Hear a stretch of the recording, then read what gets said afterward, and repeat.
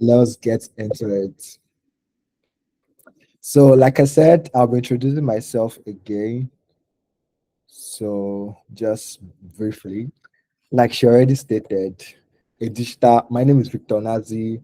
I'm a digital product designer, a design advocate, a fintech enthusiast, and I focus on solving problems by creating meaningful experiences for digital products. So my major experience has cut across majorly across fintech, but I've worked in platform in the edtech space, in the health tech space as well. So more like a nice tip, I used to be a front-end engineer. I mean, that's when I started my career. A lot of people will keep asking me that question, like, why did Victor actually switch from being a front-end engineer to a designer? But the one answer I always give people is the fact that it's my passion for solving problem. I mean, that might be a random answer, trust me, but it's something that is very unique to me because being a product designer has given me that privilege to be like end to end into a particular product. And I've always seen myself in solving people's problem. And that's why became a product designer. So again, I enjoy watching a lot of movies. Trust me, I watch a lot of movies, and that's when I'm not designing. I hang out a lot with friends, even though some people say I'm an introvert, other people say I'm an extrovert, but it just depending on how you want to classify me as. But I'm a very chilled person. You can already tell by my face.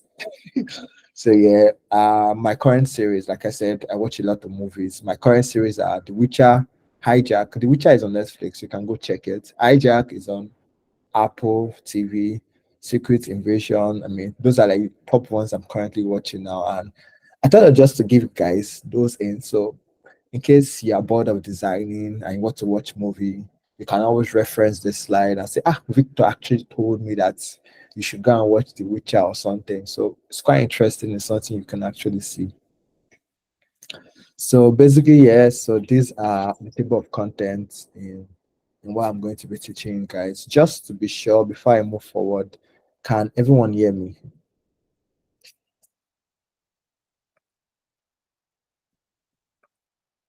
Can everyone hear me? Okay, perfect. So give me a second.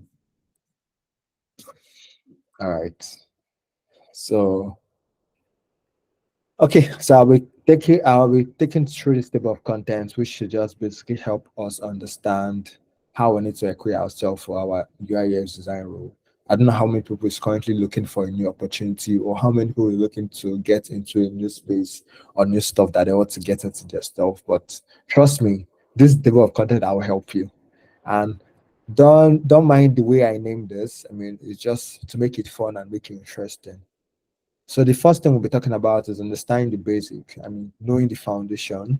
We'll talk about know the tools and how to use them effectively. Collaboration and communication. I'll give like a small background regarding this collaboration and communication, like a brief story about my experience. Yeah, but don't worry, when we get there. And just anticipate it, so you might not want to miss it at all. So the next one I'll be speaking is about understanding user research and analysis. These are stuff that make people stand out in their stuff, in their designs and all that. And another one is build your brand and portfolio. I mean, be that guy. I mean, there's this song I always listen to.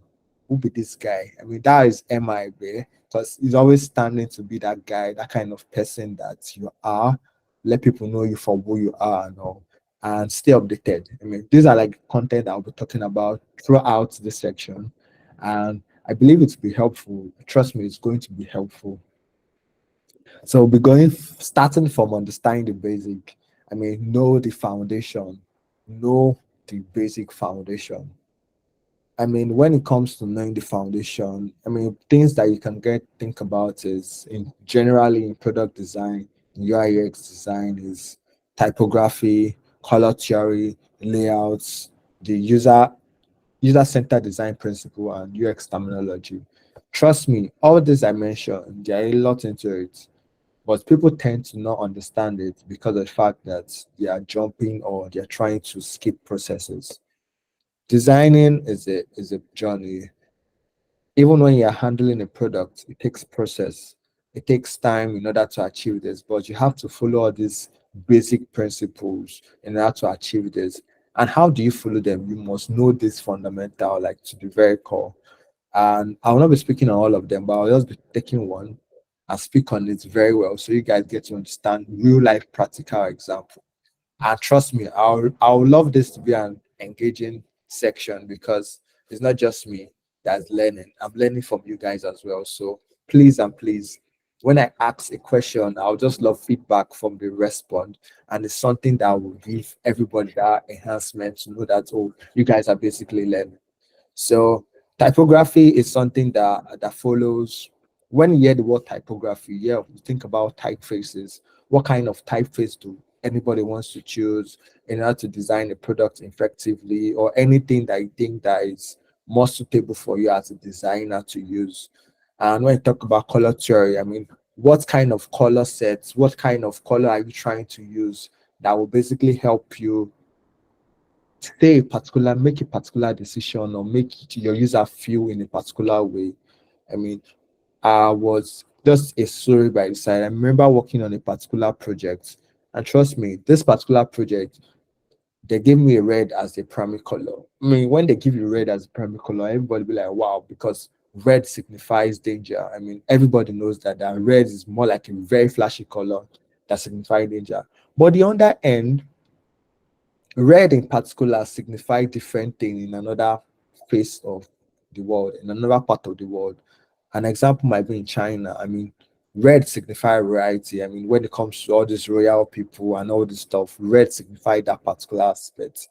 But if you don't understand this very basic, these colors and how to use them, how to use red on black, and how to use yellow on pink, I don't know whether that makes any sense, but it might be very beautiful. You just have to try it. But if you don't understand the color usage and how to use them and all that, it's going to affect your design and it's going to make your design not coming out well. So you have to understand those very basic principles on the long run. And the next one I was speaking about is the layout. I mean, how your designs are basically structured, how are they positioned. I think one thing that helped me grow in terms of how I define layouts or how basically I get to understand how layout works is by recreating people work. I mean, this subconsciously made me also understand that people define very clean layout, and it gave me that privilege to explore the opportunities in structuring my design well. So these were like the end goal. This was the way I did things properly for myself. And another one I'm speaking about is the user-centered design principles. There are a lot of design principles, but being familiar with that principle basically will just give you that chance to be very very versatile with your knowledge.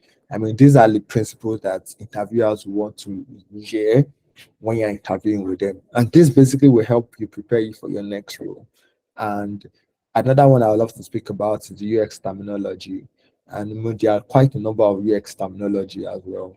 I mean, let me just mention one so you guys don't think that I'm just saying it. Well, one UI terminology you might hear that it's stakeholders, definitely stakeholders, product constraint, product roadmap, user research, user testing, all this A/B testing, all these words. If you get to be familiar with it, it gives you that edge and privilege to basically understand that you are on the right track as a product designer.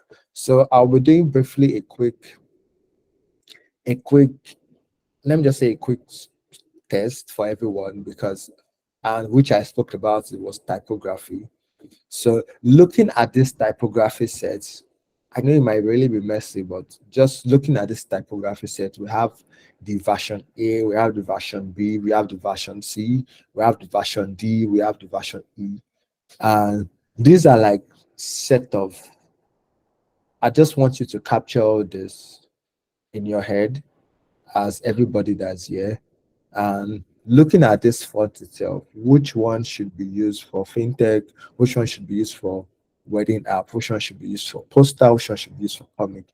Anybody can just drop your answers in the comment section. You can say A equals to fintech, B equals to wedding, just depending on the one you choose. I'll show you the answer in the next slide. So I'll be waiting for people response to just see. So guys, I'm waiting.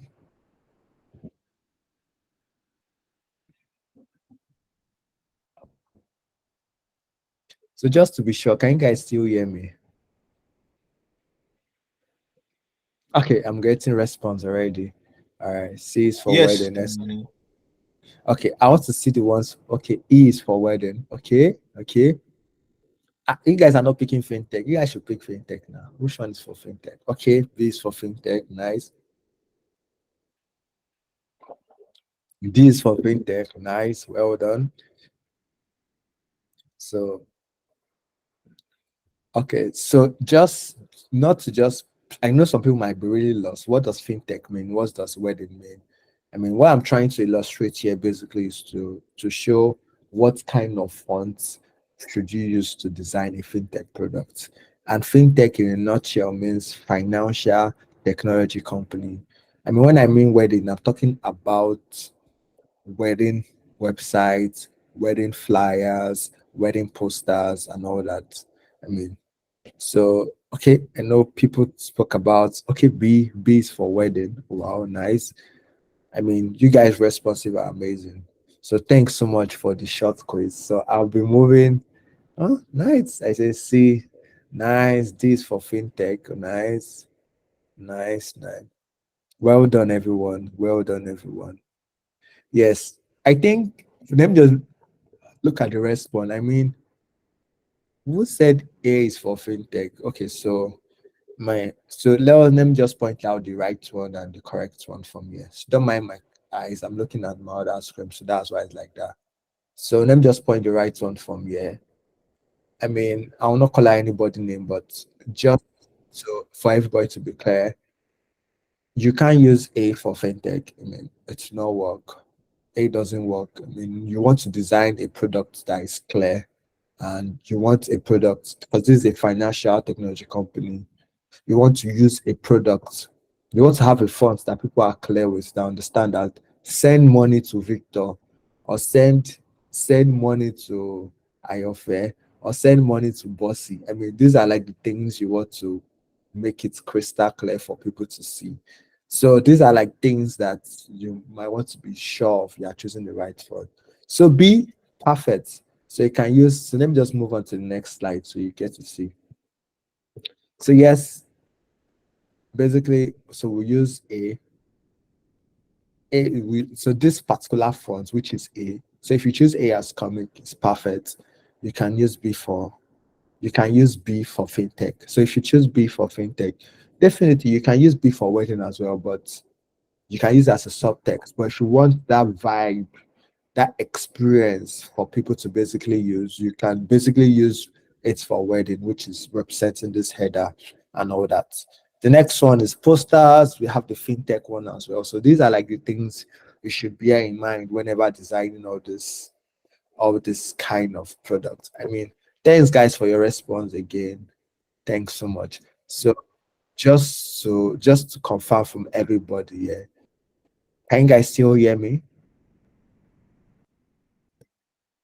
Yes, we can hear you. All right, thank you so much. All right. So, all right. So, understanding the basics. I mean, this is just more like a summary of what I just taught everyone now. I mean, to get equip yourself as a UI designer and focus on understanding design principle, which is like typography, color theory, layouts, grid, etc. There's a bunch of stuff you get to understand, you get to learn from this. I mean, the principles basically help you to know what you are and makes you stand for, and you get to follow industry practice standard. I mean, how those are the things you get to prepare yourself for those roles, because these are the things they will ask you in interviews and all that. So the next thing I'll be moving forward with is to know the tool and how to use it effectively. I mean, every time I go into an interview, they ask me, what tool do you use? I mean, and I tell them my favorite tool, by the way. Don't worry, I'll tell you guys later. So and they ask me, do I know how to use it effectively? And I say yes, because I'm familiar with it. And trust me, there are some people that want to start designing in product design and they are not even familiar with it. So they are not familiar how to use it. So, and what I tell people first thing when you want to start design, I mean, after you've understanding what you want to go into, I think the next thing for you is to do is to try to understand the tool you want to work with. Because if you don't know the tool, I don't think you want to build a product or basically design a product from the tool you basically do not understand. So basically, yeah, if you want to design at the moment, make sure if you want to go into product design, make sure you understand the tool. You might not be a master of it, or but trust me, it's something you might want to put in check first before you start getting into it, because you get to understand the very basic as well. So some of the very interesting tools out there, I mean, is Figma. I mean, a lot of people use Figma, and that's one of my favorite too. And this is just by the side note as well. I'm a very big fan of Adobe XD those years, but but it got me into a particular way whereby I'm not advocating for anyone, but so this is not an advertising thing or trying to just advocate for you to use this better than this. Anyone that works for you, fine, you can use it. But I'm just telling you my own way on how I used it. So Figma has basically helped me, and it's something that I would advise any newbie or anybody to basically use. The next one is InVision Studio. I think I've used this tool once. I learned it's a very creative tool, and it's something that has helped people basically to go through a lot of stuff. And Sketch, we have Miro board, and we have many more. Miro board is basically used for when you want to design user flows, user personnel, or just bring out the whole product team together to just make sure everybody's in check. So why am I telling you guys about this?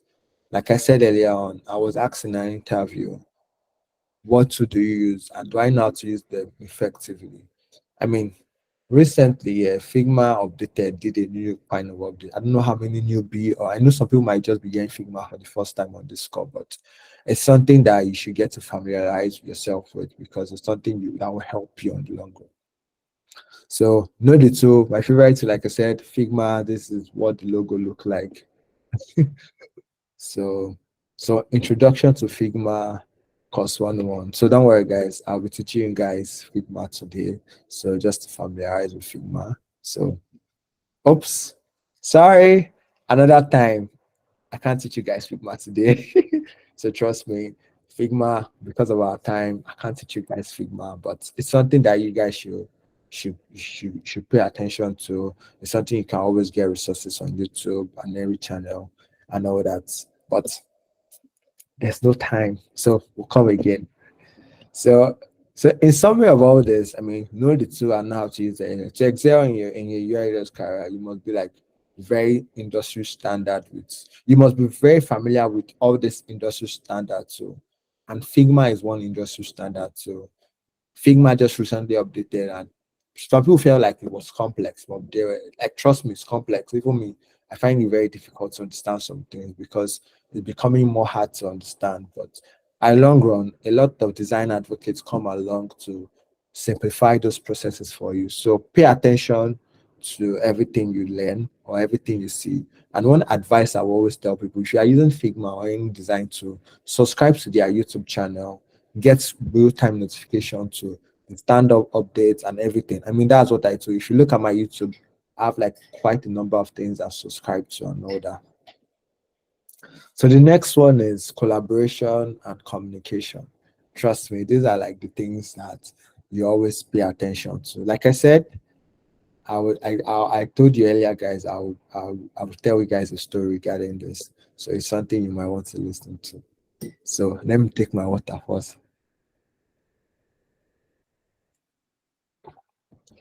Sorry about that. So okay, so this collaboration and communication. So the story I'll tell you guys about is, I remember when I started my career as a front end engineer, I was opportune to go and work in the company as an intern. And this period was the fact that there was a whole lot of things happening around this period.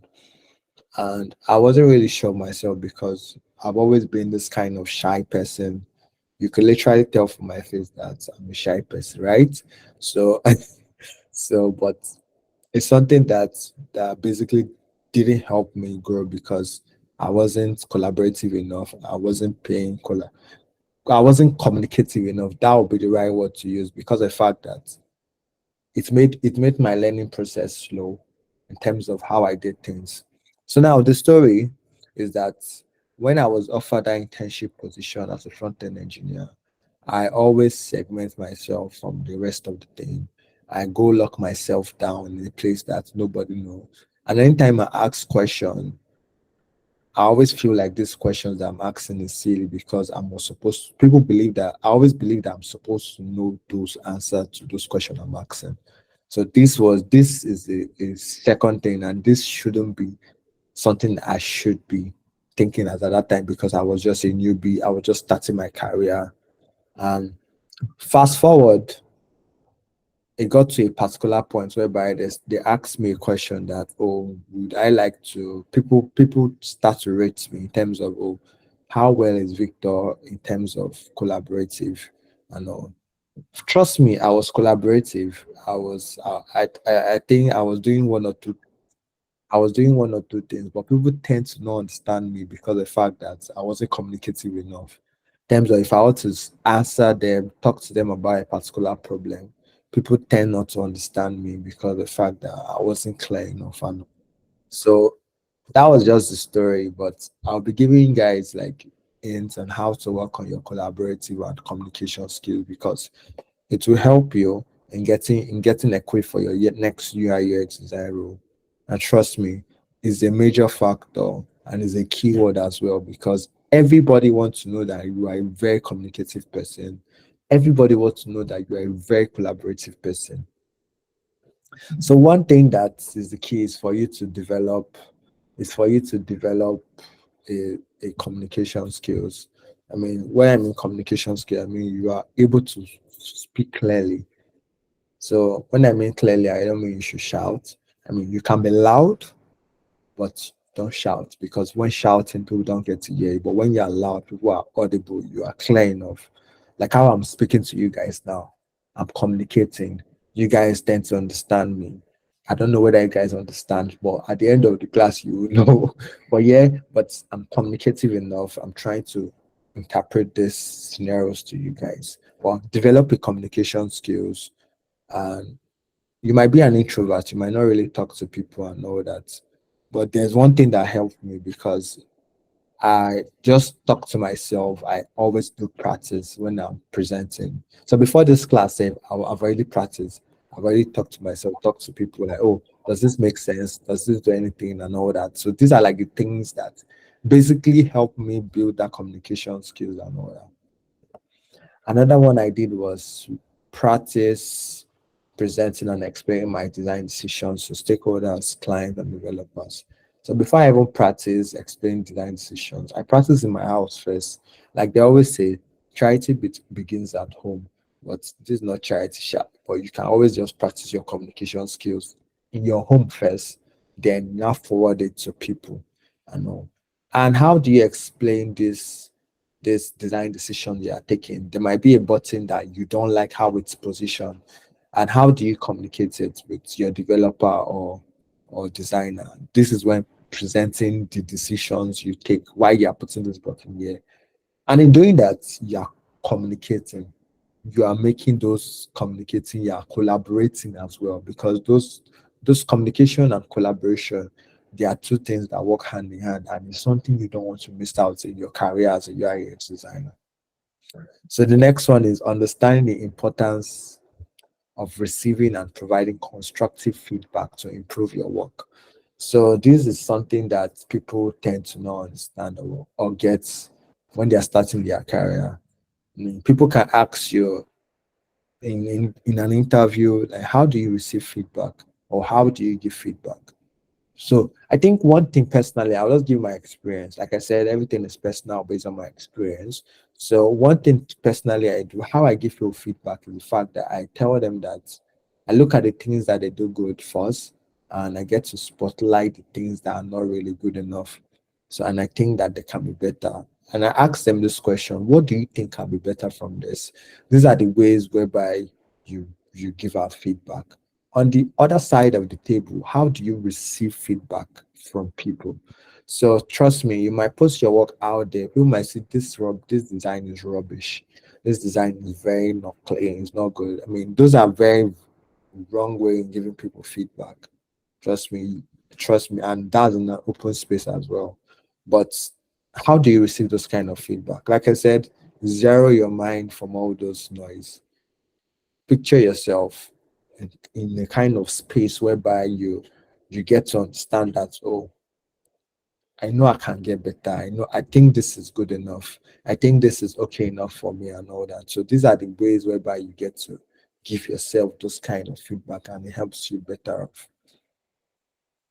Sorry, just to reemphasize this again, understand the importance of receiving and providing constructive feedback to improve your work.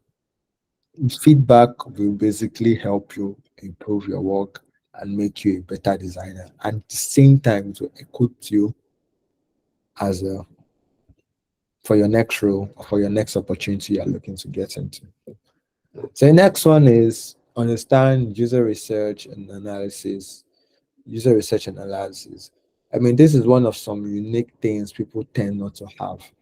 And if you have it in your CV, I mean, people write it in their CV, but they don't know how to use it, or rather, they don't do it. So these are like the things. I mean, when I started product design generally, I was just focused on only UI, trying to make designs very beautiful. But I forgot that aesthetic is just temporary, but functionality is very mandatory and is very important to you as a designer. So these are like the things I always pay attention to. User research, I always put my user first. I know, and I believe it will help you grow because if you have that kind of user mindset, user first approach mindset as a designer, it will take you anywhere in this world. So basically, these are like the common things you do when you're doing user research and all that stuff. One of them is like do some user research method, which include interviews, survey, usability testing. I mean, there are lots of ways whereby you can basically do this and all that. You do market research as well, competition and research. But this is where you get to talk to people regarding other competitors that you're trying to see. You as a designer, you're coming to beat the market. You don't want to be that designer that does things that people have already done, just repeating the same problem all over and over again. Remember, your role as a designer, or rather as a UI UX designer, is to solve problem. And you don't want that situation whereby competitors, users are basically complaining of a particular issue, and you went to repeat that same issue for them.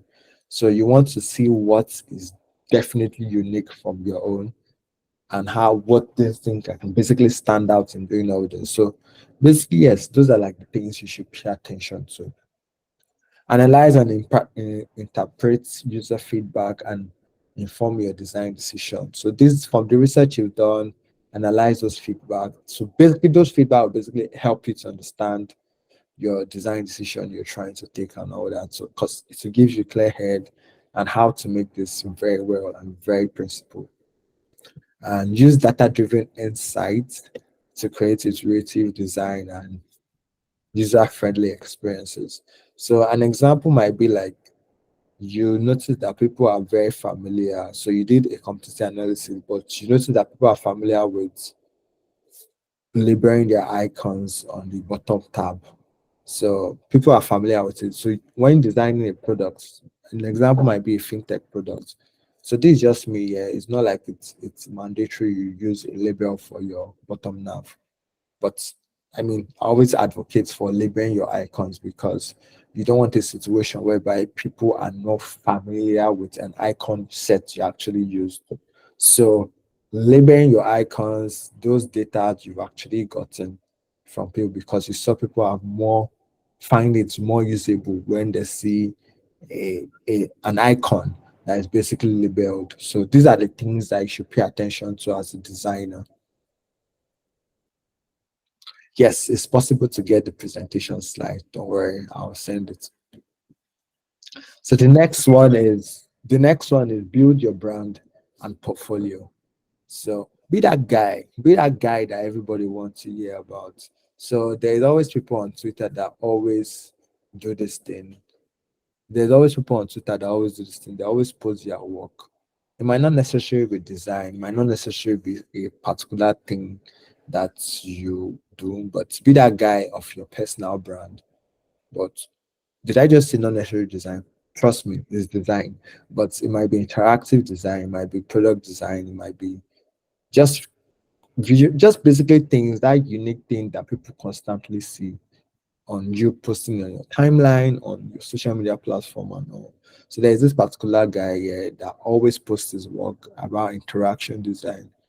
I mean, when people think about interaction design, is that person they will go with first because they've seen his work, they've seen how he has told the story, and he has built that space for himself. So he's that guy. If I want to go into interactive design or anything after inferior principle that is animation that is very good, I always first thing that comes to mind like, oh, well, anytime I'm scrolling through on social media, I always see this guy like, let me give him that work. I mean, this is where you get roles, this is where you get opportunities and all that. So trust me, it's something you might want to always put in play. So the next thing you have in mind is portfolio showcasing. I mean, when you are trying to be that guy, I mean, showcase your work, put your skills and project out there. And when I come to portfolio, when people talk about portfolio, I mean, portfolio is your work itself in particular. You might want to show your work and your design skills and the principle and processes you tend to follow and all that. So these are the things you should always bear in mind. Include varied projects, just show your skills. You can put in like fintech, health tech. At the same time, you can show as well as your UI, UX process, design process, and all that. Present your work in a visually appealing way. And trust me, it's what people are basically attracted to that they might want to click on it. So if they are not attracted to what they basically see, they might not want to click on it. And what do I mean here?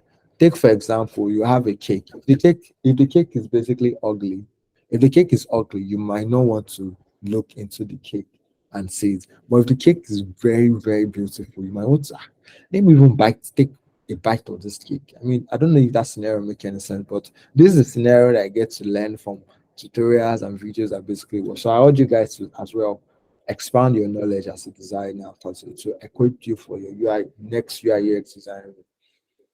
So yes, be loud, be loud. I not say shout, shout, but be loud. Yeah, but be very loud in the sense that you should be able to speak your mind, carry your work in your head, and let people know that this is what you do and you are very proud of it. Like I said, post your work, be intentional about posting, and let it be posted in a more visually appealing way. The last one I would love to talk about is stay updated. I mean, staying updated to the current trend, to the current principles, to the current things that are basically happening out there. So stay current in the UX industry by following design blog. I mean, I urge people to always read blog. So there's this notification I turn on my email on Medium. So every morning I always receive notification on my email via Medium because of the fact that they always post out new articles, new stuff for me to just fill in my knowledge, fill in the gap, know what is recently trending and all that. So these are the stuff you should know. Social media channels, I mean, people post a lot of trending stuff. But remember, always be conscious to know the difference between noise and the main thing you are going after. I mean, people will be like, AI is coming after your job, or AI is doing that, or AI is doing that. But trust me, next 2 years, next 3 years, might still be very strong, might still be very solid. And as long as you are very conscious of what to do. An example might be like if you are digging the ground or trying to find gold, remember you have to keep digging, to keep digging, to keep digging till you get that particular gold you tend to achieve and all that. So time for questions. So I'm happy to answer anybody question. I think that's basically it. So anybody has any question, and please, you must have question to ask me. Thank you guys. So I'm waiting for questions, please.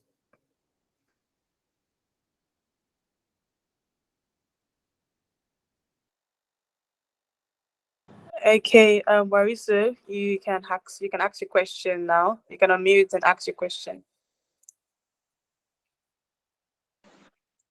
Good afternoon, everyone. Well, thank you, Victor Onazi, for the wonderful presentation. It was quite insightful and enlightening. So, my question is it compulsory to have a knowledge of front end development to be a designer? Is it a must? That's just my question. Thank you. Sorry, I did not get your question right. Can you please repeat it again? So sorry. Okay, it's fine. So, I said, is it compulsory? Is it a must to have knowledge of front end development as a designer? Okay, okay. So thanks for that amazing question. So first off, it's not compulsory. Straight. That's the answer. Most people move from being a graphic designer to what they call it, to a product designer. But my own scenario was different because of the fact that I've always wanted to build stuff. So first, it's not compulsory, but it's okay if you have the knowledge. It's okay if you are very familiar with some logical terms in which front end do. It's okay to have it. You can just basically read about HTML, CSS, how it was because it makes you think about design and how you approach design in a different way. So yes, basically that's it. Yeah. Any other Thank you question, very please? You're welcome. You're welcome. Any other question? Okay, we I think we have a question in the chat box from Akin Ade. She asked, is it possible to have the pres okay, we've answered that. How can we create a portfolio? That's from Akin Ade as well.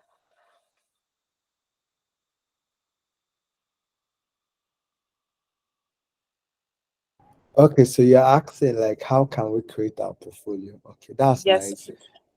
Okay, so the first thing I would love to say is that there are different ways in which you can create portfolio.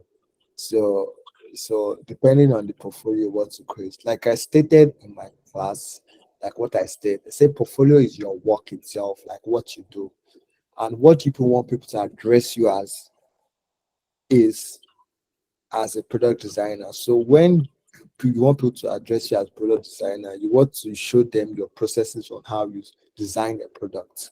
So how do you create it? So you can use like different tools. You can use Notion in presenting it. You can use formal websites. You can use anything you tend to use. But how to create it is by collating your works, your old work or work that you believe is one of your best, and displaying it out there for people to basically see that, oh, this is how you create it, and this is how you showed your process and all that. So yes, basically that's how to create a portfolio. Was that clear enough? all right, thank you. I hope that answers your question, Akin Ade. The next question we have is from Michael. He says, please, is there any recommended theory where we can get better understanding on design principles? Yes, there are quite number of lot out there. Well, for recommendation, I think one thing I started off by doing is by going to YouTube. I mean, there are YouTube you can use, but one thing I'll basically say is if you want to streamline it to particular, it might cost you quite a lot. You can go to Interaction Foundation. I mean, this is a particular place whereby you get to learn from other industry standard people, and they give you courses for you to take. I mean, you can literally go there and just, I think it's Interaction Foundation basically, and you can just Google it on, yes, you can basically Google it and it will basically give you those particular things you want and all that. So yes, just to Oh, streamline it, give you standard way. But yeah, if you don't have money, you can always subscribe on YouTube or anything because YouTube is the very best resource for everybody. Yeah. all right, thank you so much. Another question here is by I am. As a designer, what inspires your design?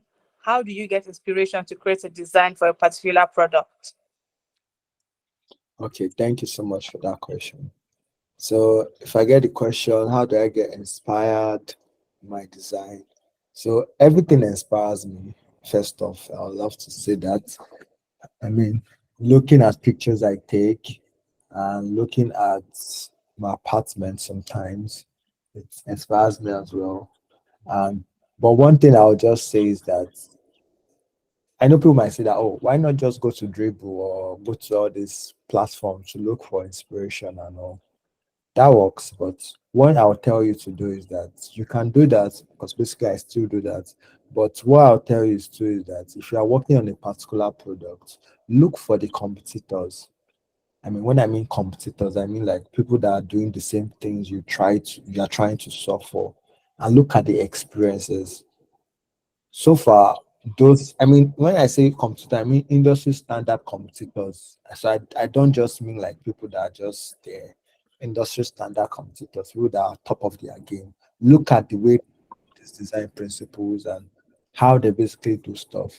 I mean, in trying to do this, it will basically help you as a designer to be able to get inspired, and it will give you that edge other people over people and all. Like, and in particular again, use the product, not just look at it, use the product and to get familiar with it. So basically that's how I basically get inspired in building any digital product. Just rephrase what I said again.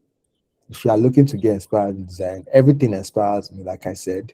But one thing you should be specific about is if it's the industry you are looking at, if it's a fintech, you're looking at, go and download the most beautiful fintech product in the world. Use it and see how the experience is like. Those stuff. So yes, basically that's it. All right. Thank you so much for that, Victor. So because of time, guys, so we have just two more questions to take. So with from Adebajo Dolapo, he said, what with your experience carrying out user research, what method do you think is best? I mean, first of all, I'll just basically say combination of all is the best. So Okay. now I'll tell you why and why. But sometimes, depending on the kind of research you tend to intend, because as a designer, you must have a research goal you want to achieve. Like when I mean goal, I mean like by the end of this research, what do you want to achieve? What are the data do you want to get from this? I mean when I mean data, I mean like what is the result do you want to get? Like, do you want to find out why people are dropping off from this particular application? And what is the reason behind all those? So those are like kind of goals you can set. So when I mean combination of all, I mean user interview, user survey. You can do that. You can do user testing as well. But some rare cases when you are just getting familiar with a product, a newly built product, and you are not really, I'll suggest you just do a user survey and user interviews. So basically, this will basically help you to communicate strongly with your potential users and give you more data that you really want to do, reach out to that. And one key principle I always tell people to always use is look at your competitors' feedback on Play Store. So when I mean competitor feedback on Play Store, I mean like looking at people that have done things that you intend to do and look at what they are complaining about. This button is too yellow. Oh no, that is a very vague word. So, but you can say this experience is too shallow or something. Just look for things that you think are negative and try to be the positivity to those stuff in the app you're trying to design for. So, yes, I hope I was able to answer that. Absolutely. Okay, so our last question is, as a designer, how do you balance aesthetics and functionality in your designs? That's by Benedicta. So, what did you say? I did not get that. As a designer, how do you balance aesthetics and functionality in your designs? Okay, thank you so much. Let me on my camera to answer that question. So, anyway, so why on the camera? Because I feel aesthetic myself. So, so yeah, but anyways, but one thing I'll tell you is how do you balance it? I mean, first thing, like I said, follow the principles, follow design patterns and industry standard language. I mean, how do I now balance those particular things is by making sure that functionality comes before aesthetic.